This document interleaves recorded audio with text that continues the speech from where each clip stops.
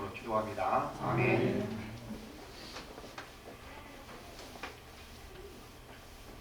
지금 선진국 대열에 있는 나라 중에 우리나라의 노인 빈곤율이 가장 높다고 합니다. 그래서 요즘도 보며 젊었을 때 노년을 대비를 바로 가지 못해서 어렵게 살아가시는 분들이 많고, 어떤 분은 정말 비극적으로 살아가는 분도 있습니다. 그런데 이렇게 가난에서만 어려움을 당한 분이 있는 것 아닙니다. 돈이 너무 많아서 인생이 비극적으로 끝난 사람도 세상에 수없이 많습니다. 제가 어떤 들은 이야기인데, 어떤 분이 사고를 내서 돈이 많으신 분인데, 이분이 일찍이 자기 부인을 사별하고 혼자 사시다가 아이들도 이제 다 집을 떠나고 그러시니까 이렇게 서로 마지막 의지할 수 있는 사람을 만나서 결혼을 하고 그러는데, 큰아들이 막 목숨 걸고 반대하는 겁니다. 찾아와서. 그리고 이렇게 생기는 몸이 와서 막 소리를 지르고. 왜냐하면 이 큰아들이 50이 넘었는데 그때까지 직장이 없이 그냥 아버지가 부자니까 아버지 재산으로 먹고 살았는데, 새어머니가 들어오게 되면 재산이 절반으로 줄어드는 거잖아요. 자기 나중에 받을 재산이. 그래서 아버지의 행복이 문제가 아니고 그 재산이 혹시 손실을 입을까 봐서 죽게 하는 사교로 반대합니다. 그리고 전화를 통해서 언어 폭력을 막 하고 그러는데, 결국은 이 새어머니하고 아버지하고 차를 타고 가다가 거기 그 아들이 하는 전화를 받고 충격을 받아서 잠시 그 아버지가 이성을 잃고 교통사고가 나서 함께 두 분이 함께 돌아가신 겁니다. 새어머니하고 아버지하고 돌아간 겁니다. 가만히 생각해보면 이분이 큰 부자가 아니었으면 다 안 당할 일이죠. 부자가 아니고 가난했으면 아들이 결혼을 하는 걸 막으려고 하지도 않았을 것이고, 또 아들이 그렇게 부자가 아니었으면 50대까지 그렇게 아버지한테 빌부터 먹어서 살려고 하지 않았을 것이고, 그랬을 것입니다. 그래서 우리는 하여튼 더 그러면 돈이 많은 것이고, 또 무조건 돈이 많게 되면 다 좋은 줄로 생각하지만, 우리가 늘 생각할 것은 이 돈 안에는, 세상의 물질 안에는 거기에 독도 들어 있습니다. 그리고 우리에게 그 물질이 우리에게 올 때에, 그렇죠? 돈이 우리에게 올 때에 돈이 혼자만 오지 않습니다. 친구를 데려와요. 돈이 친한 친구가 누구냐 그러면 걱정과 근심과 염려와 마음이 이렇게 또 타락된 그런 마음들과 같이 들어오는 겁니다. 그래서 전에 가난하고 힘들 때는 그렇게 얌전하게 잘 살아가는 사람들, 오늘 갑자기 돈이 생기고 막 이렇게 바람을 피기도 하고, 여자들은 이제 춤바람을 쫓아다니고 막 그러잖아요. 그게 왜냐? 돈만 주는 것이 아니고 돈이 친구를 데려와요. 인간을 멸망케 하는 친구를 데려오게 하는 것입니다. 그래서 우리가 이 돈 안에 있는 독을 빼고 들어가야 그 돈이 우리에게 복이 되지, 무조건 돈만 많이 받고 복이 된 건 아닌 것입니다. 저도 이렇게 참 좋아하는데, 복 요리 좋죠. 저는 비싸서 먹지도 못하죠. 복 요리 하는 그 사람들은 국가에서 자격증을 받아야 복 요리를 하죠. 그 안에 독이 있는데, 독을 잘 빼고 요리하면 또 복처럼 맛있는 고기도 없잖아요. 맛있는 음식도 없잖아요. 마찬가지입니다. 돈은 우리에게 너무나 많은 것을 우리에게 제공합니다. 그런데 그거를 독을 빼고 사용해야지 우리의 행복이 되고 복을 주는 것이지, 돈 안에 들은 독을 그대로 가지고 있으면 돈이 우리의 인생을 더 불행하게 만들고, 또 때로는 저주가 될 가능성이 높습니다. 그래서 성경에는 마침 돈을, 또 물질을 악한 것이라고 그렇게 말하지 않습니다. 돈이 악한 것이 아니고 하나님께서 우리 주시는 선한 것이다 말씀하시죠. 근데 문제는 뭐냐? 우리가 돈을 너무 좋아해서 이거를 하나님보다 좋아하니까 문제가 되는 것이지, 돈을 얼마나 우리에게 많은 편리한 것을 제공하니까, 양식 제공하고, 또 우리가 친구들 모이면 함께 이렇게 교제할 수 있도록 또 음식을 살 수 있는 그런 제공해주고, 너무 많은 것을 제공하잖아요. 그래서 중요한 우리가 이 물질이 우리 손에 들어오면 이것이 우리에게 복이 되게 사용하는 법을 배워야 되는 것입니다. 근데 우리 기독교 신앙 안에 우리가 알게 모르게 하여튼 돈이나 물질 이거를 부정적인 의미로 바라보는 사람이 많습니다. 이것은 나쁜 거, 악한 거. 근데 성경 어디에도 물질이나 돈이 나쁜 것이다, 악한 것이다 그렇게 기록한 것이 없습니다. 이런 생각이 어디서 들어오냐 그러면 우리가 이 신학이라는 것이 있죠. 신학이라는 것은 성경책을 해석하는 기술을 신학이라고 그러는 거죠. 뭐 가장 쉽게 말하면 성경책을 해석하는 기술을 신학이라고 그렇게 하는데 우리 기독교 신학이 처음 생길 때에 이걸 어떻게 했냐 그러면 이 플라톤의 철학을 가지고 봅니다. 플라톤의 철학이 그때 당시 전 세계 정신세계를 지배하고 있었기 때문에 플라톤의 철학을 들고 와서 이거를 사람들이 이 기독교 신앙을 성경책을 논리적으로 이성적으로 이해할 수 있도록 설명하는데 플라톤의 철학을 사용한 겁니다. 왜냐하면 이 플라톤은 예수님보다 400년 전에 살아간 사람이잖아요. 그분이 이렇게 철학 서식을 읽어봤더니 이게 성경하고 너무 닮은 거예요. 왜냐하면은 이 플라톤의 핵심 철학 사상이 이거거든요. 세상의 모든 물질, 눈에 보이는 것은 존재하는 것이 아니다. 왜냐하면 눈에 보이는 것, 세상에 있는 모든 물질은 쇠퇴하고 없어져 가는데 조금 있다 없어질 것이 존재한 거냐 이거요. 존재한다고 볼 수 없는 거다 이거는. 존재한다고 말하려면은 중간에 없어지거나 사라지지 않고 영원히 존재하는 것이 존재한다는 것이지 세상 모든 물질이라는 것이 우리가 쌀알이 거기 있다고 먹어서 없어져 버리잖아요. 그건 존재하는 것이 아니다. 그러면 이 플라톤의 생각에 그러므로 존재하는 것은 물질이 아니다. 물질이 아니고 그거를 이제 좀 어려운 말로 플라톤이 이데아라는 이데아. 이데아. 정신의 세계, 영혼의 세계만 영원토록 존재한다. 그렇게 한 겁니다. 이게 요한복음 말씀하고 너무 비슷하잖아요. 이 플라톤의 철학을 가지고 성경을 설명은 너무 쉬운 거예요, 사람들이. 그런데 거기에 독소도 있죠. 왜냐하면은 플라톤은 눈에 보이는 거, 물질, 이거는 나쁜 거다, 이건 악한 거다. 이데아, 정신의 세계, 영혼의 세계, 보이지 않는 세계, 이것만 선한 것이다. 이렇게 한 건데, 그래서 우리가 알게 모르게요, 이 플라톤의 철학을 가지고 이 성경책의 모든 세상을 설명해 왔기 때문에 그 생각이 우리 기독교에 들어와 있는 겁니다. 그런데 성경은 아닙니다. 성경에서 우리에게 물질은 악한 것이다. 눈에 보는 게 나쁜 것이다. 그렇게 말씀하지 않습니다. 창세기 예수님 하나님께서 세상을 창조하실 때 6일 동안 창조하셨잖아요. 창조가 다 끝난 다음에 마지막으로 하나님이 창조에 대해 하나님께서 그 자신의 감사함, 그렇죠? 결과를 말씀하셔서 어떻게 말씀하셨습니까? 보시기에 좋았더라. 하나님 모든 창조물은 하나님 보시기에 좋았더라.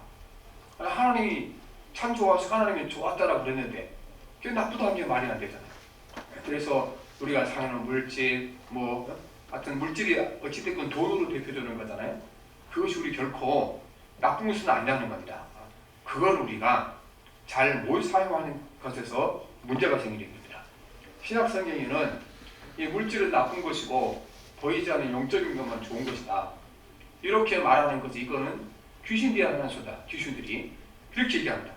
디모데전서 4장 1절 4절에 보면 성령이 밝히 말씀하시기를 후일에 어떤 사람들이 믿음에서 떠나 미혹하는 영과 귀신의 가르침을 따르려 하셨으니 자기 양심이 화인을 맞아서 외식함으로 거짓말하는 자들이라 혼인을 금하고 어떤 음식을 먹지 말라고 할 터이나 음식물은 하나님이 지으신 바니 믿는 자들과 진리를 아는 자들이 감사함으로 받을 것이니라.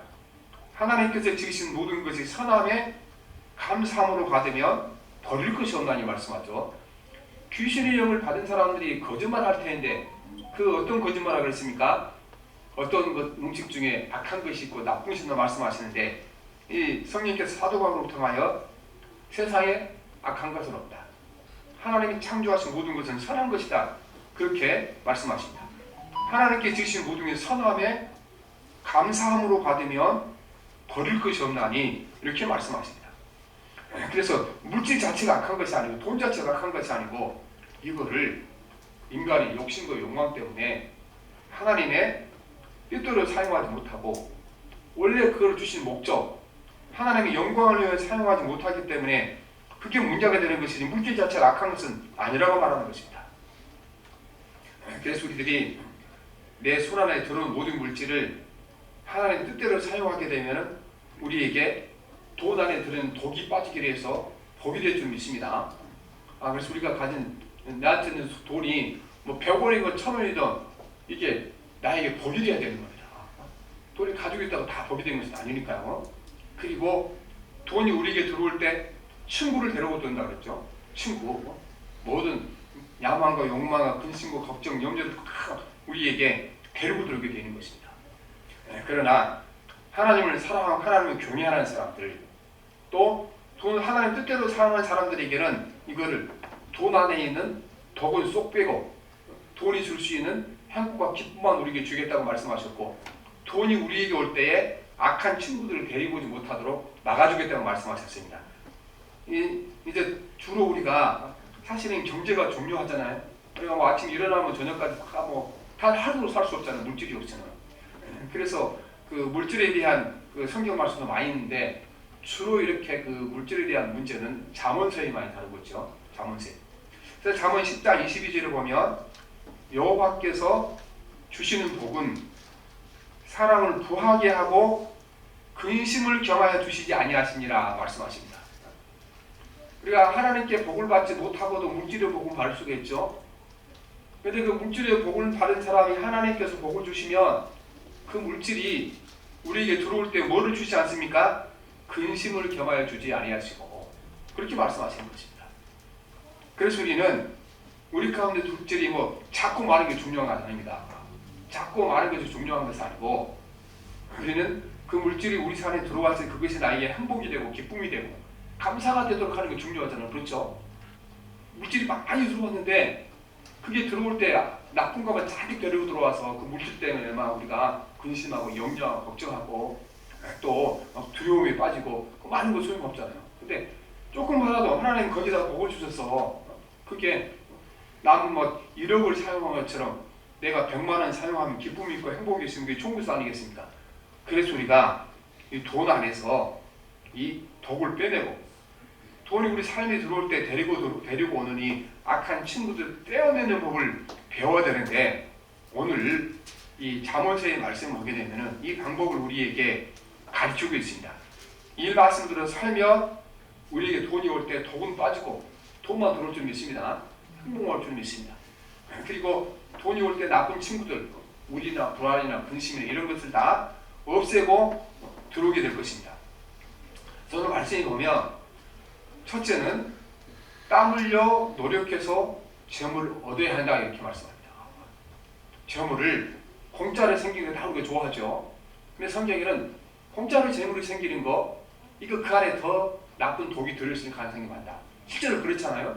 실제로 우리가 보게 되면은 거기 그 남의 돈 막 사기치고 이렇게 해서 돈 번 사람들 뉴스에 나올 때 뭐라 그럽니까? 유흥비로 다 썼다 그렇게 하죠. 유흥비로 다 썼다. 왜 그렇습니까? 내가 땀 흘려 안 벌었으니까 그렇게 되는 거잖아요. 그 돈이 건강한 돈은 우리가 내 손으로 벌어서 정직하게 또 성실하게 일해서 버는 돈은 우리의 건강을 가졌다. 건강한 돈입니다. 14장 23절 같이 봅시다. 시작. 모든 수고에는 이익이 있어도 입술에 관한 이를 뿐이니라 그렇게 말했죠. 내가 수고하고 노력해서 얻은 물질은 우리 이익이 되겠지만 이제 우리가 그 남을 속여서 다른 사람을 속여서 또 거짓말을 하고 버는 돈은 그게 이익이 되지 못한다는 겁니다. 그래서 그 말씀을 좀 더 자세히 이제 설명했는데 잠언서 21장 6절 속이는 말로 재물을 모으는 것은 죽음을 구하는 것이라 곧 불려다니는 안견이라 이렇게 말씀하십니다. 요즘 우리가 남을 속여서 돈 버는 사람 얼마나 많아요? 잠언서는 그렇게 벌어서 돈은 벌 거다. 그런데 결국 그 돈이 너를 사망으로 이끌게 될 거다. 그렇게 말씀하십니다. 이스라엘 백성들이 출애굽에서 광야에 40년 동안 살 때는 그 필요한 물질을 어떻게 얻었습니까? 하늘에서 만나를 내려주셨잖아요. 하늘에서. 그때의 외에는요, 성경에 우리에게 하나님께서 우리에게 물질을 공급해야 살아가는 거잖아요. 먹을 거냐 사니까. 어떻게 공급하시는가? 내 손을 움직여 열심히 일하라. 그러면 네 손에 축복하셔서 너 먹을 것과 필요한 것을 공급하겠다. 그러니까 하나님 우리가 공급하신 것은 무엇으로부터 공급합니까? 우리의 손을 통하여 공급하십니다. 손을 통하여. 우리가 성경에 보면 이 부자들에게 가난한 자를 구제하라는 말씀으로 가르쳐 있습니다. 그러나 거기 못지않게 가난한 자들이 주는 말씀도 많습니다. 가난한 자들에게 어떻게 말씀합니까? 손을 열심히 노력하고 수고하여 필요한 물질을 벌어서 가난하게 되지 않도록 노력하라. 이 말씀 역시 주고 있는 것입니다. 그래서 내가 가난한 사람들이 왜 하나님께서 이렇게 가난한 나를 안 도와주십니까? 그렇게 말고 우리는 또 다른 말씀을 드려야 되는 겁니다. 열심히 노력하여 수고하여 그 손으로 네가 필요한 걸 벌어 쓰라고 이렇게 말씀하잖아요.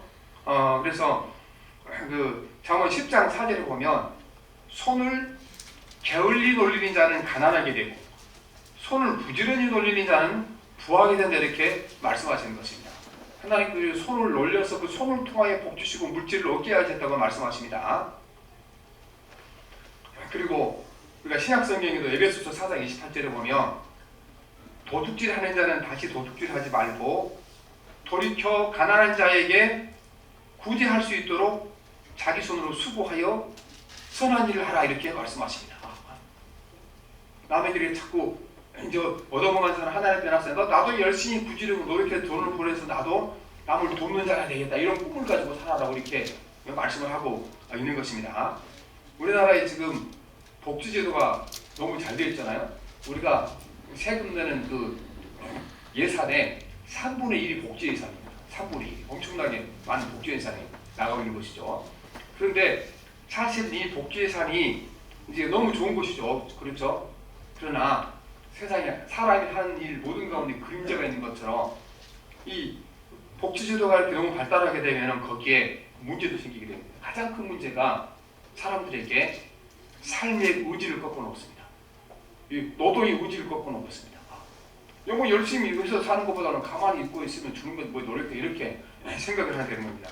그래서 우리가 들어보게 되면은 거기 직장에 돈을 조금 받는 직장만 찾아가는 분이 있어요. 왜냐하면은 어느 일정 열수로 넘어가게 되면은 정부에서 나오는 이렇게 이제 보조금이 끊기니까 그거 안 끊게 하려고 이제 직장을 이렇게 돈을 좀 많이 주는 곳도 안 가고 이렇게 미래가 없는 거 몇 푼 안 주는 거 가는 게 있는데 여러분들이가 예수 믿는 사람은 그렇게 살아서는 안 되는 겁니다.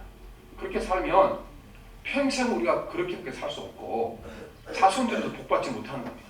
우리 주님이 말씀하신 방법대로 할 수 있으며 내 손으로 노력하여 수고하여 거기서 하나님께서 공급하신 물질로 내가 먹고 살아야겠다.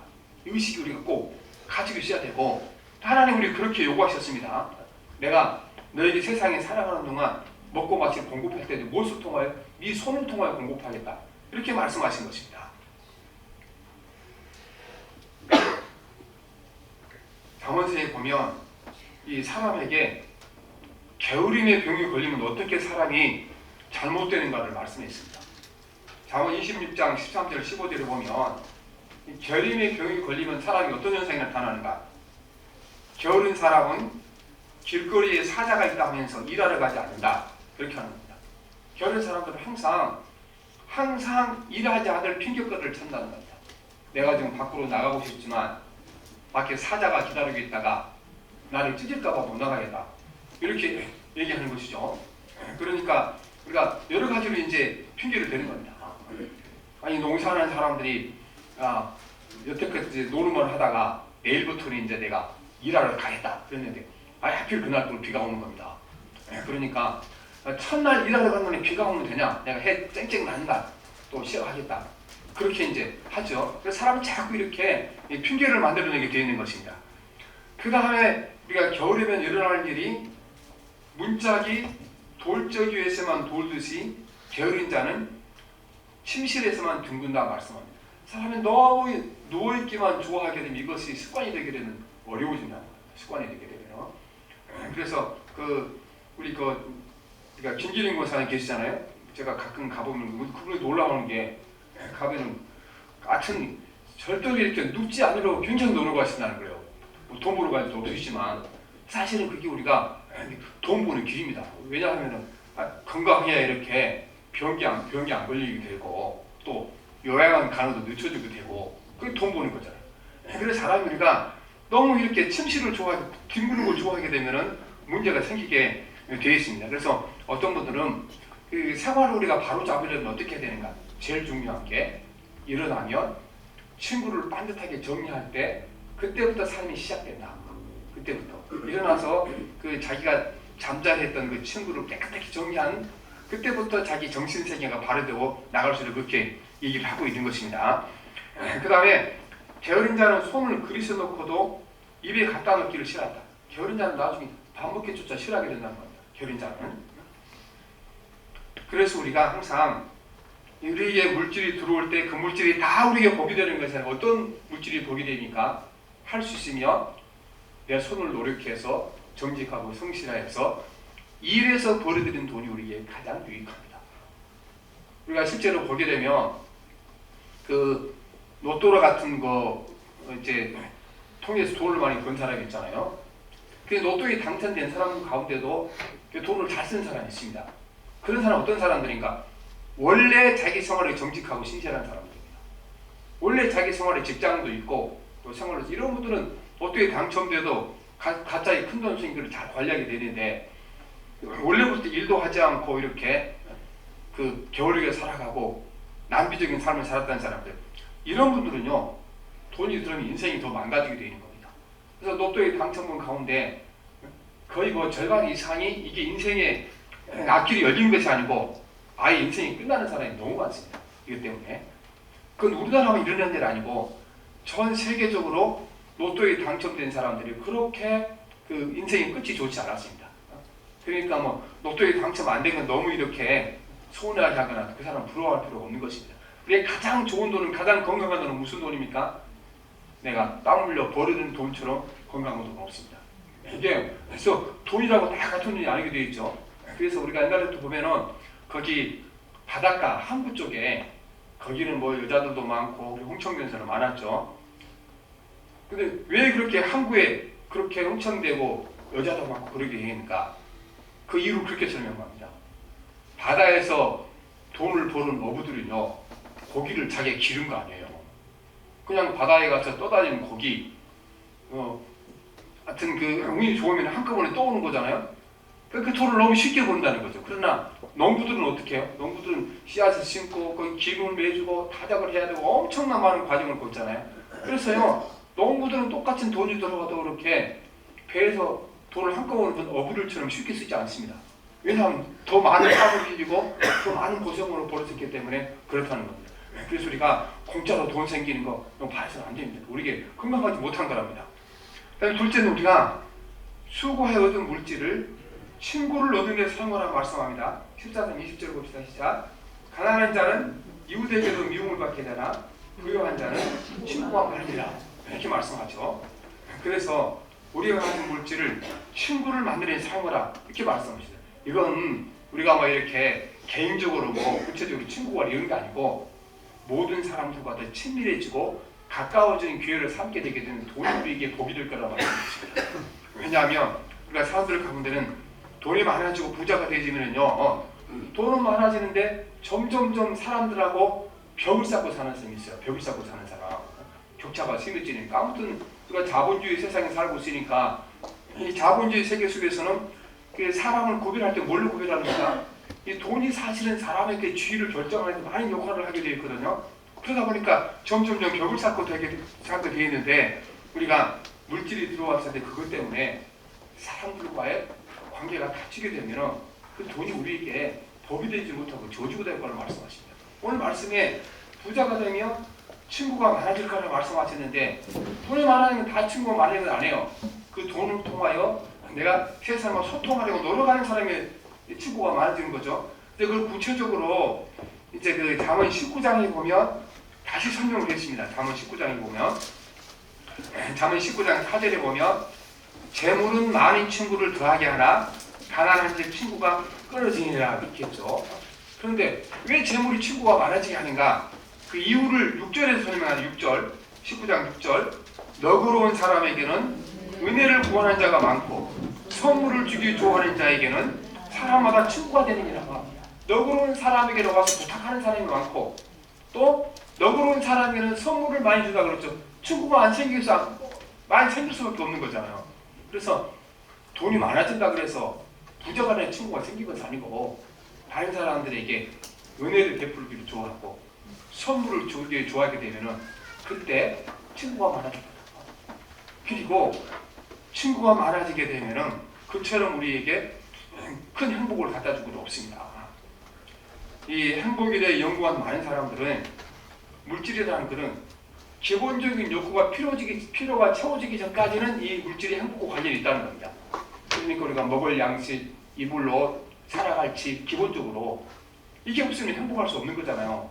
그런데 그 단계를 넘어서면 먹고 마시고 잠자는 곳 있고 이 단계를 넘어서서 그 이상 돈이 생기는 것은 행복하고 관계가 없다는 겁니다. 이게 그러니까 우리가 먹고 살 것이 없었을 때 먹을 것이 생기면 행복해지겠죠. 그 욕구가 채워진 다음에는 이제는 돈이 많아진 것만큼 행복해지는 것이 아니고 더는 더 불행해지게 될 것이고 또 돈이 걱정과 염려와 근심을 가져온다는 겁니다. 그래서 우리가 이렇게 물질이 들어왔을 때 이거를 가지고 사람을 사랑하는 겁니다. 결국 성경은 교회를 사랑 말씀하시는 건데 정당한 방법으로 내가 은혜를 베풀고 또 사람들에게 선물을 줌으로 말미암아 친구가 많이 생길 때 그때 우리에게 행복해진다는 겁니다. 우리가 그러므로 그 행복은 어떤 사람이 행복한가? 이제 정말 내 속마음을 털어놓고 이야기할 수 있는 친구가 많아야 행복한 겁니다. 가끔 우리가 생각해보면 그런데 이런 친구가 한 사람도 없을 수가 있습니다. 한 사람도. 진짜로 내 부끄러운 것도 내 부족한 것도 이거를 얘기하는데 부담이 전혀 안 되는 그런 친구가 한 사람도 없을 수 있다는 거예요. 근데 그런 친구가 많을수록 사람은 행복해진다는 겁니다. 그리고 내가 너에게는 이걸 무엇을 줘도 아깝지 않다. 이런 친구가 있어야 행복해진다는 겁니다. 이제 인간의 행복은 돈에 있는 것이 아니고 사람이 있는 겁니다. 지금도 그 경치 좋은 곳에 산수 좋은 곳에 수억을 들여서 거기 별장을 지났는데 요즘요 그런 별장 가운데 헐값에 나온 별장들이 너무 많다고 합니다. 왜냐 그러면은 그분들이 산속에다 집을 탁 지었어요. 경치 좋은 곳에. 근데 1년쯤 살아보니까 이게 행복하지 못한 겁니다. 처음에 갔을 때 행복하다면 막 새소리도 들리고 경치도 좋고 그러는데 그런데 1년쯤 지나게 되면은요 사람이 그리워 못 산다는 겁니다. 사람이. 그래서 사람은 이렇게 이제 사람과 사람이 만나 서로 정을 주고 나누고 서로 사랑하고 이렇게 내 마음을 얘기하고 들어주고 이 관계가 있어 행복하는 그래서 행복하지 못하다는 겁니다. 그런 있어서. 그래서 그 산속에 집 주는 사람들이요 세를 주잖아요. 그렇죠? 세를 주는데 6개월은 절대로 안 준다고 합니다. 어떤 사람이 6개월 쓰고 싶다고 안 준다는 겁니다. 1년을 준다. 1년. 왜 1년을 주는가? 1년 계약해도 6개월 사는 사람은 거의 없다는 겁니다. 6개월을 다 떠나니까 어차피 떠날 사람을 왜 6개월 내가 계약을 하냐. 1년 계약해놔도 6개월이면 다 떠나는 건데 그래서 여러분 우리가 아무리 좋은 곳에 살아도 멋진 곳에 살아도 뭐가 없으면 내 마음을 주고 대화할 수 있는 사람이 없으며 내가 뭐를 주어도 아깝다는 사람이 없어서 행복하지 못한 겁니다. 그러니까 성경이 말씀하시기를 내가 물질이 생기거들라 그래 친구를 사귀는 사용하라. 사람과의 벽을쌓지만 가까워지는데 사용하라 이렇게 말씀하고 있는 것입니다. 이 말씀은 예수님께서 똑같이 가르치셨죠. 불의한 청지기 비유가 이겁니다. 어떤 청지기가 주인의 돈을 마음대로 낭비하다가 주인에게 발각이 됐죠. 주인이 불러다가 너 이렇게 내 돈을 마음대로 쓰시니까 너 해보다. 그런데 내가 얼마나 말미를 줄 테니까 그동안에 내 재산의 모든 장부를 다 정리해서 한테 갖다 주고 너 이제 떠나라 그렇게 하는 거죠. 그러니까 이 청지기가 가만히 생각해보고 자기는 평생 이렇게 회계 장부 정리한 것밖에 없는데 나가서 먹고 살 것이 깝깝하거든요. 그러니까 빚진 사람을 다 데려다가 이제 빚을 깎아줬죠. 마음대로. 왜냐하면 지금 주인의 장부와 주인의 돈을 가지고 자기가 이용할 수 있는 기간이 지금 주어졌잖아요. 그 기간을 잘 활용한 겁니다. 그래서 예수님께서 불의한 청지기를 지혜로운 사람이라는 거죠. 근데 사실은 이게요 우리 모두를 말하는 겁니다. 우리 모두. 왜냐하면은 세상의 모든 물질이라는 것은 이건 우리가 보면 다들 우리가 시간이 있는 거잖아요. 시간. 내가 죽고 나면 다 쓸모없는 것이지. 죽고 나서 돈 쓰는 사람 봤습니까? 못 봤죠. 그러니까 우리가 살아있는 동안에만 물질이라는 건 내 마음대로 상할 수 있는 거다. 그렇게 살아있는 동안에 물질이 상할 수 있는데 그 기회를 놓치지 말고 그 기회를 잘 사용해서 그걸로 뭘 하는데? 친구를 사귀는데 사람을 사용하는 겁니다. 그래서 주님께서 이 불의한 청지기 비유를 드린 다음에 결론을 내리셨는데 내가 너에게 말한다. 불의한 재물로 친구를 사귀어라. 그래서 그 재물이 없어질 때 그들이 너희를 영원한 처소로 맞아들이게 하리라 말씀하십니다. 여기서 불의한 재물이라는 것은 꼭 우리가 나쁜 방법으로 얻은 재물이 아니고 이거는요. 우리가 가지고 있지만 언젠가 때가 되면 내 것이 아니고 다 내려할 때가 있다. 그래서 불의한 재물을 말하니까 그 기간을 잘 사용해서 그 물질로 친구를 사귀는데 사용하라. 이웃을 사용하라. 그러면 이게 복이 될 거라고 말씀하신 것입니다. 그래서 우리에게 물질이 복이 되기 위해서는 첫째는 우리가 내 손으로 땀 흘려 수고하여 얻은 물질이 우리에게 참된 행복을 주는 것이고 둘째는 그 얻은 물질을 어떻게 사용해야 됩니까? 사람들에게 벽을 허물듯 사용하지 벽이 점점 높아지게 되면 물질을 많이 가지면 갈수록 불행해질 거다. 많이 가지면 갈수록 저주가 될 거를 말씀하십니다. 그래서 우리가 항상 이제 물질을 가지고 사람을 사귀고 친구를 만드는데 우리가 사용을 해야 되는 것입니다. 그래야 우리가 물질이 우리에게 참된 복과 행복을 가져다 줄 것입니다. 셋째는 재물이 멸류관이 되게 하라. 재물을 잘 사용하게 되면 이 재물이 우리에게 멸류관을 줄 거라고 말씀하십니다. 멸류관을. 우리 24절 말씀 봅시다. 시작. 24절 시작. 지혜로운 자의 재물은 그의 멸류관이요 미련한 자의 수고는 다만 미련한 것입니다. 어떻게 재물을 잘 사용하면 우리에게 재물이 뭐가 될 거라고 말씀하니까 멸류관입니다. 꼭 우리가 금덩이를 사다가 금관을 만들지 않아도 재물을 잘 사용하게 되면 영원히 없어지지 않는 멸류관이 될 거라 말씀을 하고 있는 것입니다.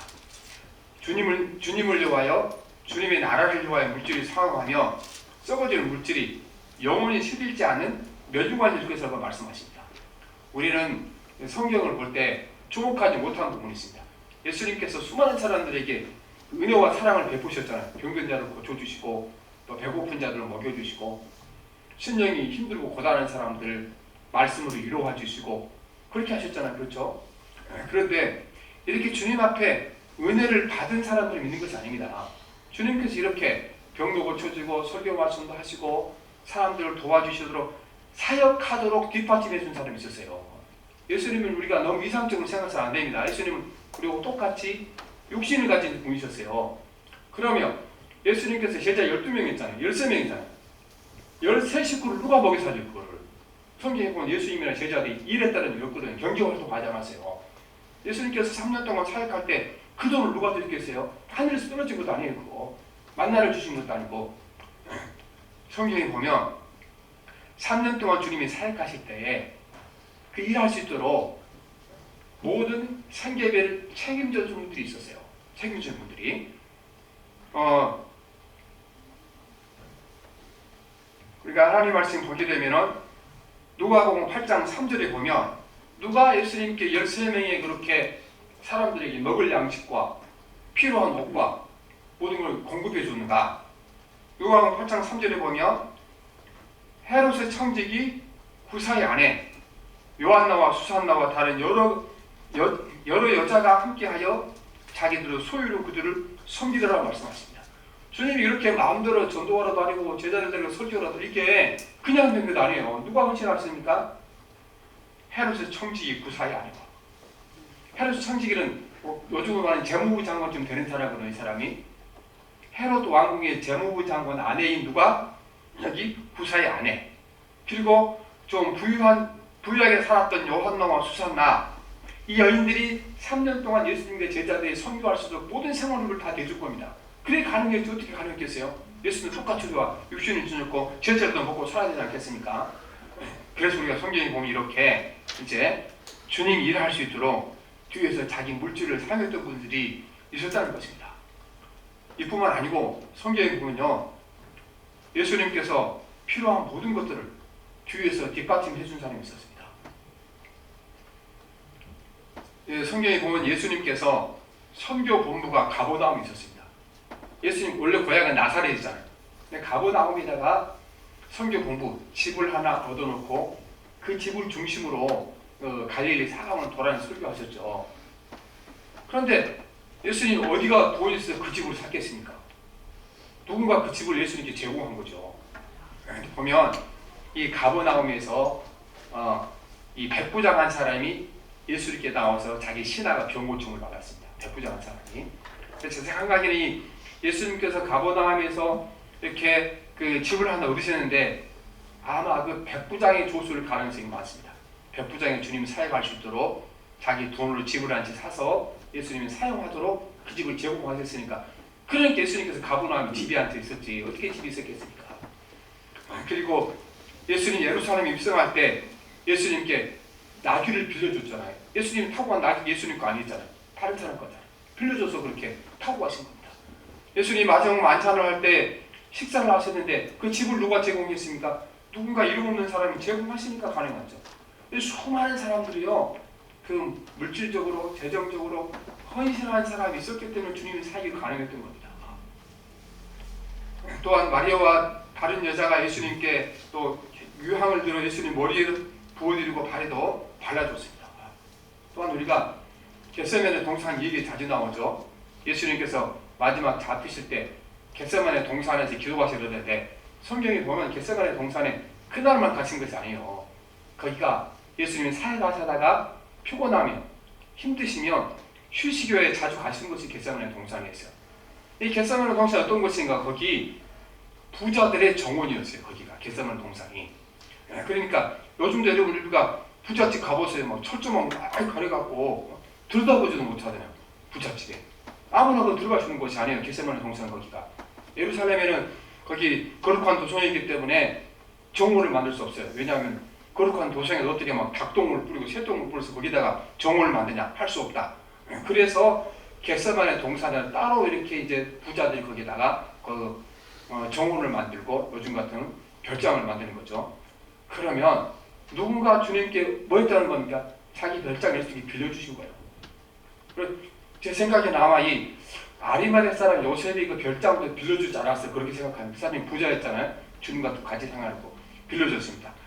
그래서 우리가 단순히 주님께서 사역을 하실 때 그냥 막 병을 고쳐주시고 이렇게 설교하시고 바라는 것이 아니고 그 일을 할 수 있도록 물질적으로 수많은 사람이 헌신하고 자기 재물로 주님을 섬기는 사람이 있었기 때문에 그 일이 가능했다는 겁니다. 바로 이렇게 물질을 사용하는 사람들에게 성경이 말씀하시기를 재물이 내게 멸류관이 될게 이렇게 말씀하고 있는 것입니다. 그러니까 오늘 또 우리는 우리가 사람들을 부러워하죠. 예수님께 나가서 병고침을 받은 사람들, 예수 믿고 막 갑자기 막 부자가 된 사람들, 일이 잘 풀린 사람은 부러워합니다.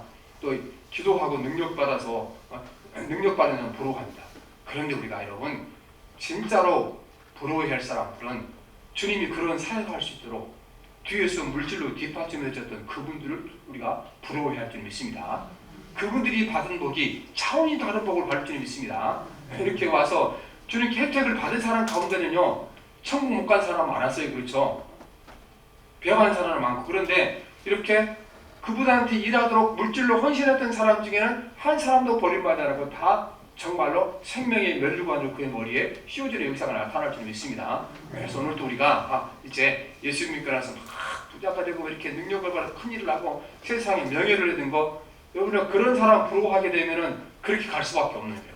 우리는 주님께서 그 일을 할 수 있도록 자기 물질로 자기 삶을 헌신하고 희생했던 이분도 우리가 부려낼 줄 믿습니다. 그렇게 살아갈 때 돈이 나한테 1,000원이 들어나 많이 들어나 그게 나한테 행복을 주고 떠나갈 줄 믿습니다. 그래서 제가 자주 늘 기도하잖아요. 혼자 기도할 때 많이 기도해요. 하나님, 우리 교인들은 돈이 들어올 때 기쁨을 주게 하시고 돈이 손에서 나갈 때 행복을 주고 나가게 하시고 늘 기도합니다. 우리가 들어올 때는 기쁨으로 들어갔다가 나갈 때는 이제 정말 비극을 남기고 나간 돈이 너무 많잖아요. 들어올 때는 열심히 들어왔는데 나갈 때는 사기당해서 다 빼앗기고 나면 어떻게 해요? 들어올 때 받았던 즐거움이 어떻게 돼요? 나갈 때 주는 고통이 비교 안 되는 더 큰 고통이죠. 그래서 이제 경제 심리학을 연구한 사람들은 우리가 10만 원 공통이 생겼을 때하고 그 10만 원 돈 잃어버렸을 때하고 그 마음에 공통이 생겼을 때 기뻐하죠. 10만 원 잃어버리면 슬픔이 오고 괴로움이 오죠. 같은 것이 아니라는 게 똑같아. 10만 원인데 잃어버릴 때 고통이 훨씬 크다는 겁니다. 잃어버릴 때 슬픔이 훨씬 크다는 겁니다. 그러니까 우리가 물질이 우리에게 들어올 때도 우리가 기쁨을 줘야 되고 나갈 때도 기쁨을 줘도 아니겠어요? 그거는 오늘 우리가 잠언서에 가르쳐준 대로 우리에게 들어온 물질을 주의 말씀대로 사용할 때 우리는 그렇게 될 줄 믿습니다. 그리고 앞으로 살아갈 하나님 나한테 단돈 1,000원이 들어오건 단돈 이제 우리가 10,000원이 들어오건 항상 물질이 내 손에 들어오면 나에게 기쁨을 주게 하시고 내가 그 돈을 세상에 내보낼 때 나의 행복을 남기고 떠나가도록 도우소서 그렇게 기도할 줄 믿습니다. 이렇게 우리가 주님의 나라를 위하여 드리는 것을 헌신하는 것을 기쁨으로 삼았던 이들의 삶을 닮아갈 때 우리에게 그런 복이 임할 줄 믿습니다. 그렇게 기도합니다.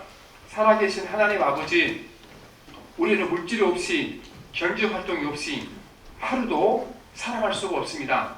그러나 하나님 아버지, 우리가 물질 자체를 하나님을 의지하지 않도록 도와주시고 하나님, 물질 우리 가운데 들어올 때 그 독은 빼고 나쁜 친구들은 제약으로 삶에 들어오도록 항상 도우셔서 하나님 우리가 정말로 내 손으로 수고에 땀 흘려 버는 돈이 가장 건강한 돈을 깨닫게 도와주셔서 그렇게 살아가도록 도와주시고 주께서 우리의 재물이 생기며 그거를 통하여 친구를 사귀라고 말씀하셨사오니 이웃에게 베푸는데 은혜를 베푸는데 선물 주는데 열심을 다해서 돈이 우리에게 행복을 남기게 도와주시고 하나님 아버지 주님의 선교하고 봉사하도록 재물로 물질로 섬겼던 그들을 본받아 우리가 그들을 부러워하는 삶을 살게 도와주심으로 우리 모든 성도들 가운데 하나님 아버지 물질이 1,000원이 들어건 10,000원이 들어건 아무튼 내 손에 거쳐 나갈 때마다 기쁨을 주고 나에게 들어오게 도와주시고 내 손을 나갈 때 행복을 주고 떠나게 도와주시고 진실로 우리에게 재물이 멸류관이 되도록 주의 나라를 위하여 사용하도록 복 주시옵소서. 예수님 이름으로 기도합니다. 아멘.